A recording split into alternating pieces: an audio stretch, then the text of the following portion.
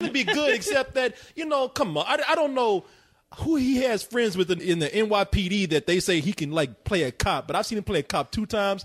I ain't buying it. I've seen him play like, a race car driver, or, a rapper, or, shit. At this point, I buy him, as a doctor, as a fucking doctor, yeah, some brain surgeon, maybe a vet. I mean, come on, let's be honest. Anything except a cop at this point. Shit, I buy him playing a fucking poodle before I would buy him playing a cop. But this movie, like I said, I see some improvements. I'm going to be the one to get jumped on here. I'm not saying that I like this movie because it's not a good movie. It's not, and I hated the first hour of the movie. First 45 minutes because there were, besides the TV direction, besides scenes of just trying to get a cheap laugh from mugging, which they actually kept going through the whole movie. Like, there's even one part where they show Sarah Jessica Parker is like watching the Rockettes on stage. He's like, yeah, and she's just looking at him, and they just cut to this fat black gay guy just sitting in this chair, like, yeah, I'm dancing. I was like, who is that guy? And why we have to see it except for like Santa. A cheap laugh? Black Santa, Black Santa. Yeah. He was sitting in the sleigh. Look at me, Mom. I'm dancing. I'm dancing. But near the end of the movie, there was some parts. I mean, I was laughing at some of the characters that appeared throughout the movie. I mean, like more than with cameos. Then I'm not talking about like this whole movie can almost be a cameo, but people that just came on for just a few minutes. I won't say who they were, but there were a few spots here and there that I laughed. And as contrived as they are, there was some parts that I thought were still kind of cute, and they got to me. I don't even want to say those parts. I don't want to ruin anything for anybody that likes it. You don't want to embarrass yourself. At this point, from what I'm saying, I already am. But yeah, I'm not. Like I said, I saw Valentine's Day. I don't think it's as bad as that movie. Like I said, it's still not a good movie, but I know that for certain people, if they saw it on television, if they saw it as a rental, this is not one of the worst movies that I've seen. I've seen some bad movies, and that's what I reserve bullshits for, and fuck yous for like movies that are terrible. This is something that I'm just sitting there thinking like, I just don't care. I'm not mad. I'm not angry. I'm not hating this movie. I'm just really, really, really indifferent to it. And there's some parts in it I actually just found cute near the end. We're talking about just like, scraping like really the bottom of a rental for me. Something that we didn't talk about, with all the cameos. One thing about this movie that kind of depressed me is that it showcases a lot of actresses who used to be hot. And you just go like, wow, I remember how many times I wrote one out to her. And now, Leon. Yeah, it's like, dude, it's over. It's I'm over, glad Johnny. you say that. Now, who are you talking about, Tim? Almost all of them. Alyssa Milano. There was a time when Sarah Jessica Parker was hot. Michelle Pfeiffer. All right, I'm glad that you say that because you jumped on my ass one day when I talked about Michelle Pfeiffer. Almost everybody did. I brought up something where I said I saw Michelle Pfeiffer in a picture. I was like, man, she's looking kind of. And everybody's like, man, that's a picture. Shut up. She's still all right now. Yeah. Yeah. I know she's dressed down, but even still, you're like, I don't know what it would take to clean it up. She lost all 9 of those lives, I guess. Yeah. I mean, and shit, man. Between Sarah Jessica Parker and Hilary Swank, I thought I was looking at the Kentucky Derby. It's like, Why the long face? Now we say that every time we talk about Sarah Jessica Parker. Come on. No. With Hilary Swank, it's not so much a long face. It's the teeth. Those teeth. Yeah, no. But see, I've always thought that.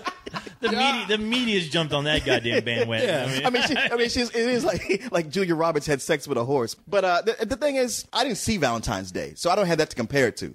I just look at a movie that's got too many characters, too many storylines. None of them are getting fleshed out. I'm like, you know what? That Zac Efron story with Michelle Pfeiffer, that actually could have been a sweet indie movie had that been taken by itself. That could not have even been in this movie. Yeah, it could have. There's a lot of exactly. Captain Heigl. We didn't even talk about her. Her story with Bon Did you say Jovi. Captain Heigl? No, Catherine. Oh, Catherine. Okay. Captain Heigl. But that whole thing, that's like, this is a non-problem that has a non-resolution. I don't even get why this is being dragged out. Why are we even seeing this other than an excuse to get Sofia Vergara in there ever so often? You know what? I mean, you don't have to see this movie. You could just drink a bottle of NyQuil and fall asleep in front of Nick at night, and all these stories will come to you in your dreams. Yeah. It'll be like you saw it. Now, the only thing that normally I would get this fuck you, but I didn't get mad. And the fact is, you know what? There's a point when I thought about a movie, Contagion, where too many characters, too many plots, and that movie did all that shit and didn't resolve hardly any of them. And it was frustrating, completely frustrating. Now this, to its credit, it does come to an ending with just about every one of these stories. They're all mediocre and plain, and you're just like, all right, whatever. But it did tie it off at the end. So for me, it ends up being some old bullshit. I saw Valentine's Day, and I'm pretty sure I gave it a fuck you. I mean, I really hated that movie, and I should have. It's like a similar type structure, except, like I said, they're unbalanced. Some of the stories, you're like, did you even bother having this? Oh, so you could get that celebrity, and that was it. It was so obvious. Plus, a lot of those stories, those people were just plain hateful. You were like, wow, I can't stand these characters, and I think they're all acting like assholes. I didn't have that problem here, and I got to give this movie a little bit of credit at least for doing that, of going, wow, I didn't actually, as fake and imaginary as almost everyone in this film is, and like just shallow, I didn't really openly dislike any of them. It was hard to, because there wasn't enough material to given to hate them on. I don't know. In a weird sort of way, I also like when people try and express positivity about New Year's Eve in some way. And I thought that it was really trying hard to give that attitude of like, look, everybody deserves a second chance. Let's look at the new year as a fresh start. I like that type of sentiment. But that being said, it got pretty cloying pretty fast. There are little parts that are here and there made me laugh, but so much of it just made me groan. It took everything that was in me to not sit there through the whole movie going, you have no idea. I had to choke that down so many times I got acid reflux. So, give you a Zantac. Yeah, exactly. Next time I'll know to bring the Tums with me.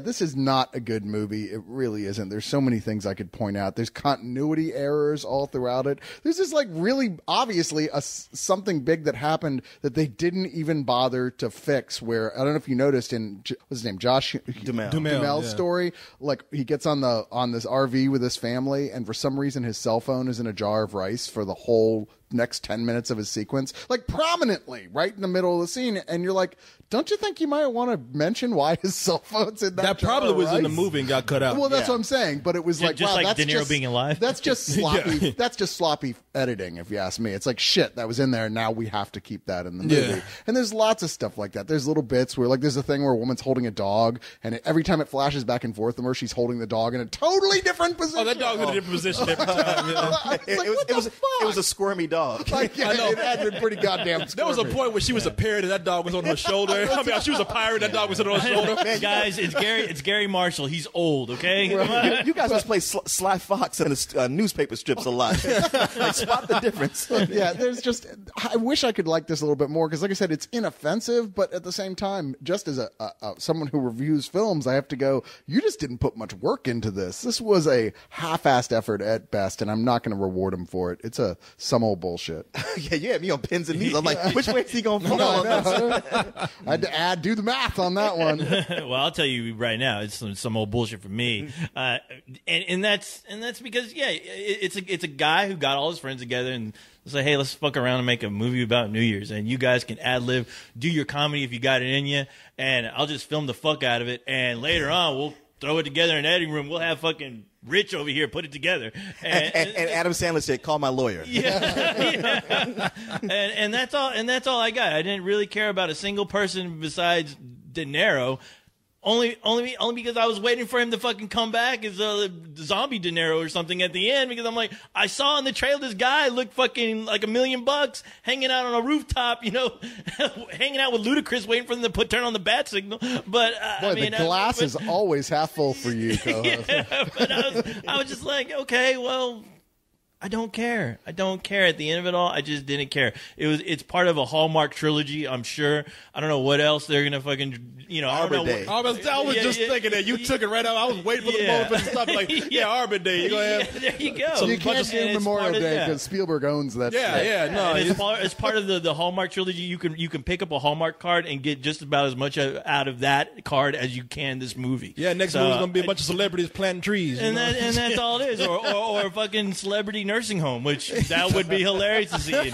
God damn, Michelle Pfeiffer. I don't know what kind of Photoshop you were using on those pictures, but I hate you for it, because I was one of those people who were like, oh, she looks great for that age. And then somebody showed a picture like 2 days later, and it looked like the fucking curse of the mummy happened to her or something. I don't know what happened, but Christ. I feel bad. You know, hey, I understand that's what happens when you get old. Yeah, it is. But shit, you know, Betty Page is gone for a reason. She never appeared in pictures after she was like 30 for a reason. And, you know, I felt sad looking at her because I was like, wow, Gary Marshall, did you really have to make her look like shit? I mean, her eyes are bloodshot. Yeah. She looked like somebody threw her a fucking down the stairs and then she rolled into the dryer and fucking came out confused what she was doing. But I think that's what wow. Gary Marshall did because I don't think Michelle Pfeiffer is a bad looking woman. I think No, she's supposed to look haggard in this. Right. But They but made her this look too fucking haggard. And there is Oh Yeah. no! And there's Gary Marshall like looking down some steps and say, "Hey, what's that?" And then kicking her down on the steps. She looked like that. She looked like that fucking old chick with the tits dragging on the ground from Dark Crystal. I mean, she looked bad. Her hair was crazy. she looked better in Stardust when she was a witch who was turning old. Oh, stop it! Leave that woman alone. That is true. Poor lady, but yeah, sorry, it's some bullshit. Come on, y'all. Stop. I'm still trying to hit There's that. gonna be more celebrities here than we have. Freaking out. You look hot.